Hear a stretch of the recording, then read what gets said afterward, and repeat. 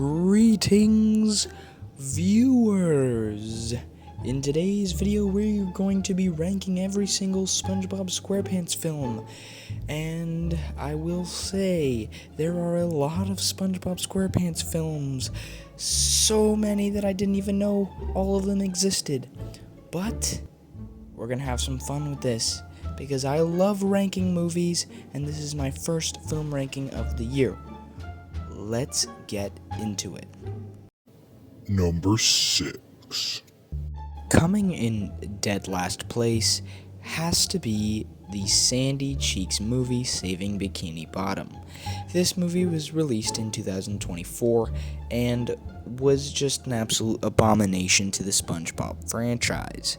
While initially having great potential with having Sandy Cheeks as the main character, it ended up proving to be a mediocre and very unenjoyable movie. Not only was the animation very juvenile and cheap looking, but the story and characters were either underused or used poorly in the worst possible fashion. The CGI and land effects of the humans were just so horrendous, and on top of that, Sandy's family was one of the worst, most brain-dead additions to the franchise I've ever seen. And on top of SpongeBob pretty much being a useless sponge the entire time, this movie is undeniably the worst in the franchise. And I tried to rewatch this thing multiple times, trying to give it a chance. It's just not worth it, and it's just not possible to enjoy this absolute abomination. Number 5. Coming in 5th place is the Plankton movie. Now, this movie was already a huge step up from the Sandy movie, mainly because I think Plankton is just a more likable and more followable character. He's the main antagonist, so he has a lot more to work with and more importance to the overall SpongeBob story. Sandy was just a random secondary character, and that sounds kind of mean, but let me explain why. This movie still isn't good, but it didn't have as much potential, yet still did mediocre, and that sounds bad, but it means it didn't destroy a meaningful expectation. It fulfilled a mediocre expectation, which is ultimately why I don't hate this movie as much. On top of the fact that I think Plankton actually is likable in this movie, and I think his story, while retconning the original story, which is one of the main reasons I hated this movie, is interesting in this non-canon universe. The animation is interesting. SpongeBob doesn't get completely sidelined. Karen as a villain is unique, I guess. However, her whole motivation and the justification of her motivation is very illogical and annoying, and I don't really like that, and that also takes away a few points.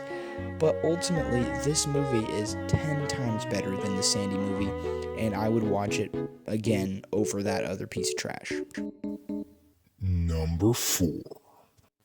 Coming in next place is the newest and most recent SpongeBob film that I just saw in theaters yesterday, SpongeBob movie Search for SquarePants.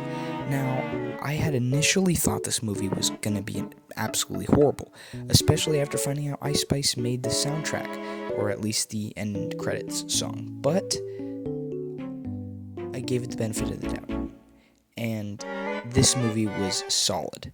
Out of the past movies that have been released, this is the best so far, and I had high expectations for it, and it fulfilled my high expectations. The animation was back to being high quality, unlike the last two. The story is honestly kind of back to the roots of what SpongeBob used to be, about pirates and the Flying Dutchman. He was a great nostalgic addition to this, and I think that that's also made this movie really fun. The land scenes were amazing, and that final battle, while goofy, was very memorable. I also want to say that I think SpongeBob and Patrick and all the characters having an emotional arc for once, because Sandy and Plankton movie neither had real emotional arcs. They just had plot devices that were literally designed to feel emotional, but this movie actually had moments that were not super deep or anything, but meaningful moments, which is another reason why I'd give this movie higher points. So from this movie going forward, I like all these movies, and this one was not a disappointment. The movie itself is a good movie, and the themes honestly kind of remind me of the original of SpongeBob trying to prove himself as being this big guy. That's what he calls himself, a big guy. So this movie definitely earns its place here. It's pretty low, but it's still a high ranking because it's higher than those last two movies. It's a good movie. Highly recommend it. Number 3. This is going to be my most controversial pick because this movie is probably one of the most universally hated, but Sponge on the Run gets our number 3 spot. Now, hear me out. One of the biggest flaws of this movie was that ultimately at the end it was revealed to be a Camp Coral promotional video, basically, in the most mean way I could say it. And that instantly made a lot of people hate this movie, and while upon my first watch that made me hate this movie, upon multiple rewatches I have come to love this movie in a way that I just cannot really justify, other than the story reminds me so much of the original, and I really love the OG road trip adventure story that this movie has. I like the multiple locations and sets that it has.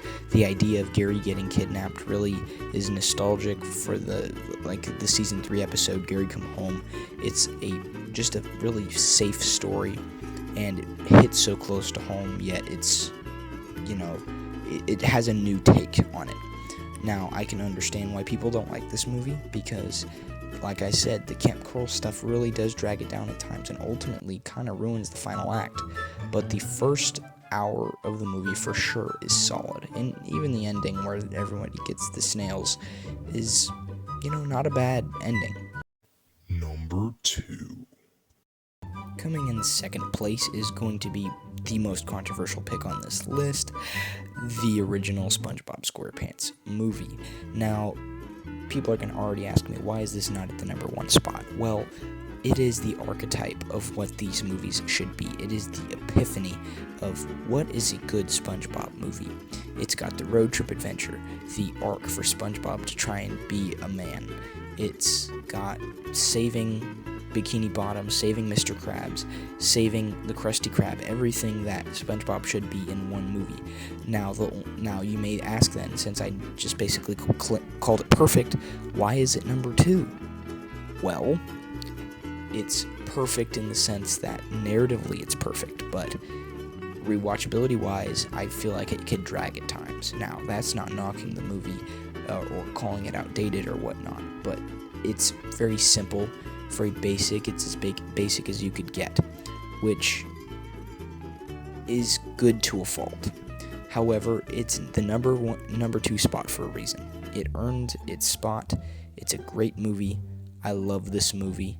It's just nostalgic. It's the Goofy Goober rock.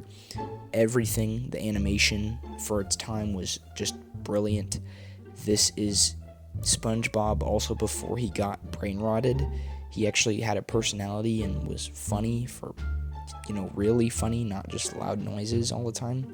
This was basically peak SpongeBob. So this movie is great for every reason, honestly. But it's not number 1 because number 1 holds a very special place in my heart. Number 1 is Number 1.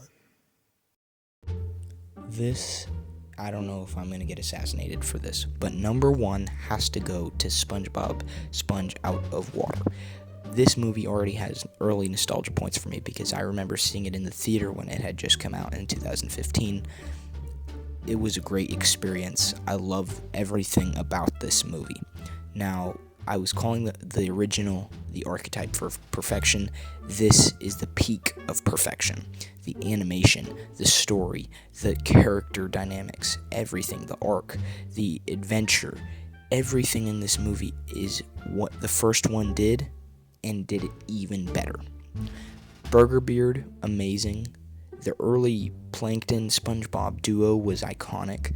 The animation, the music. Then when they went on to land in 3D, this is the best 3D they've ever looked, hands down. And that was over 10 years ago now.